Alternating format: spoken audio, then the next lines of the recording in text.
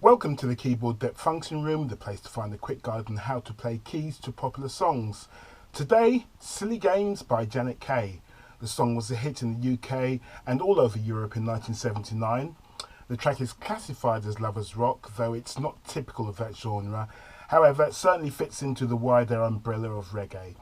The song was written and produced by the prolific musician, writer and producer Dennis Bovell, known for his work with talents as diverse as Linton Kwesi Johnson, Bananarama and Madness.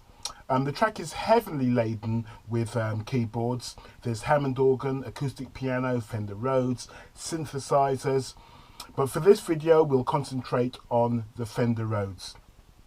This is not supposed to be a perfect transcription of the original Rhodes part, not by any means, but just the way that I would approach this in a small function band scenario with just one keyboard.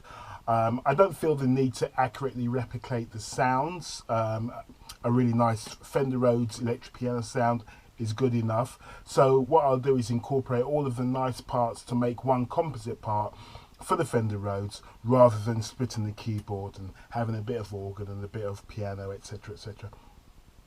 I expect that in a small function band, the guitar will likely play the skank, so play on the 2 and the 4, 1, 2, 3, 4.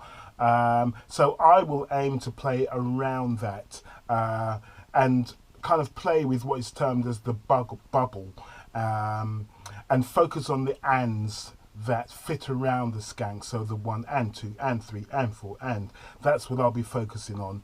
The song is in the key of F. In fact, the verse begins in F major, but the chorus is actually in F minor.